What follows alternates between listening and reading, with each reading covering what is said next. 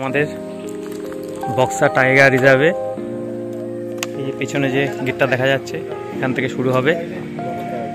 আর ID proof হিসাবে প্রত্যেকের আধার কার্ডের জেরক্স এই যে অফিসটা আছে এই অফিসে জমা করতে হবে এবং প্রত্যেকটা গাড়ি পিছু যে টাকা পরিমাণ আছে সেই অ্যামাউন্টটা ফিসটা জমা করতে হবে। আচ্ছা, আরেকটা জিনিস, এই জেনারেল ট্যুরিজম ইনফরমেশনে এখানে বোর্ডে ডুজ এবং ডুনটসের কিছু পয়েন্ট লেখা আছে। এই পয়েন্টটার মধ্যে সবগুলোই মোটামুটি ভ্যালিড। 1 নম্বরে লেখা আছে obtain a permit before entering the reserve issue. The permit does not create any liability of the authority as to the safety of the tourist. ঠিক আছে। 2 নম্বরে আছে শো ইউর ভ্যালিড পারমিশন আর identity card on demand to the forest official. 3 নম্বর আছে always take a guide for trekking safari trip.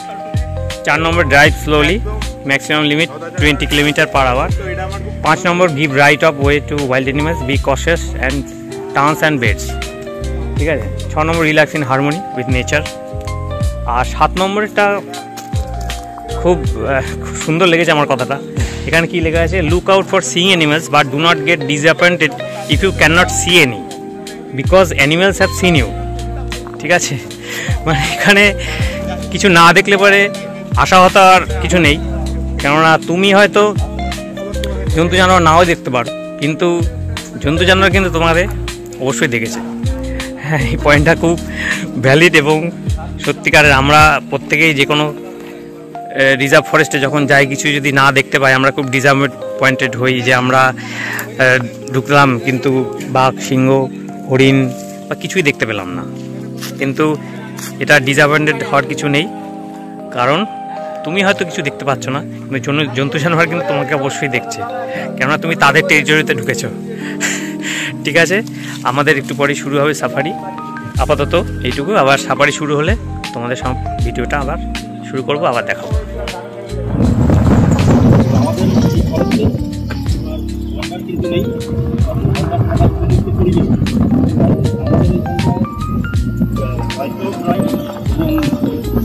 বেশি আছে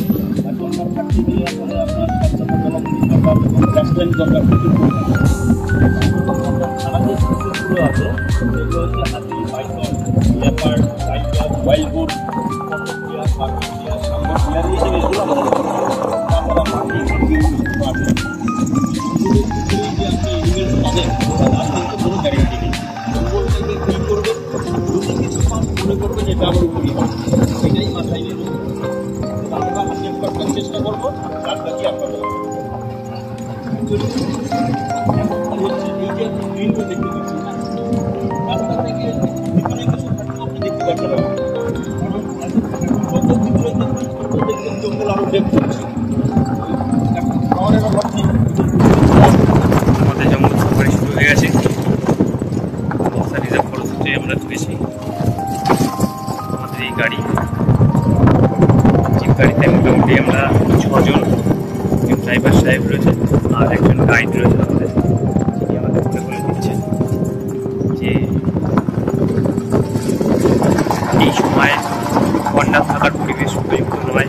এই বনটা বাঘ বা অন্যান্য যেসব জন্তু জানোয়ার আছে, যেহেতু বর্ষাকাল ছপে গেছে তাই জন্য ঘন সবুজ বন, এখন পাতা চারিদিকে ঝোপালো হয়ে আছে।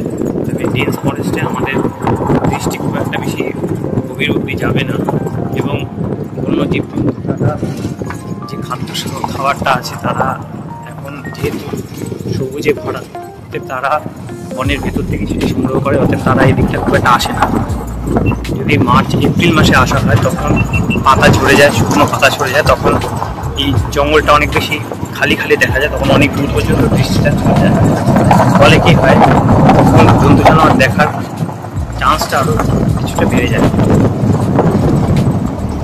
আমাদের চোখ কান খোলা রাখতে হবে, যদি কিছু দেখা যায় আমাদের দেখা যায়।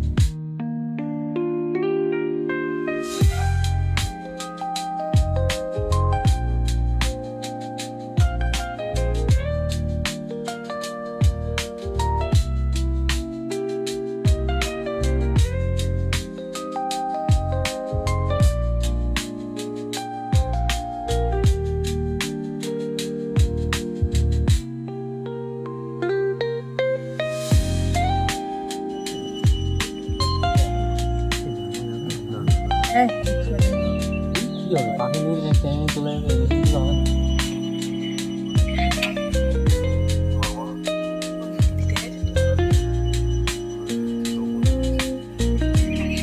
এখানে বনকর্মীরা বাইসন, হরিণ এরা সব লবণ খেতে আসে, তো তাদের জন্য লবণ দিতে গেছে।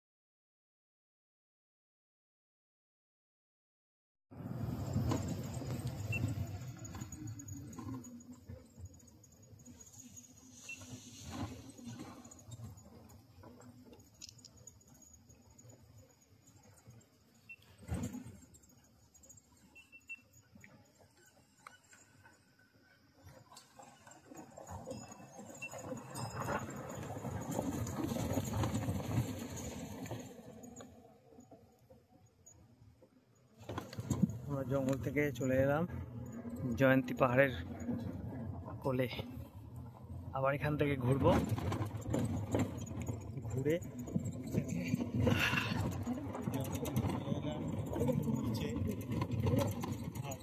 ছিল হচ্ছে জঙ্গল অনেকটা উপরে, জঙ্গলটা এই পাশে, ডান দিকটা জঙ্গল, আর আমরা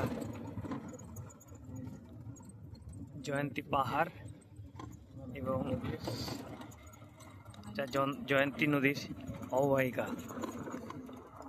অববাহিকা না নদী, তাই তো দিদি।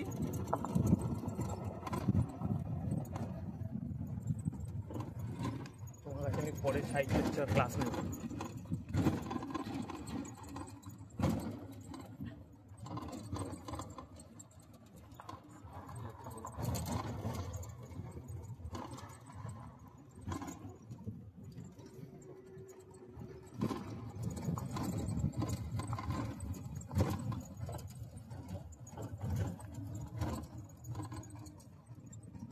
যে দুদিন আগে যে ফ্লাড হলো সেই সময় এইখানে এগুলো সব জল উঠে গেছিল না?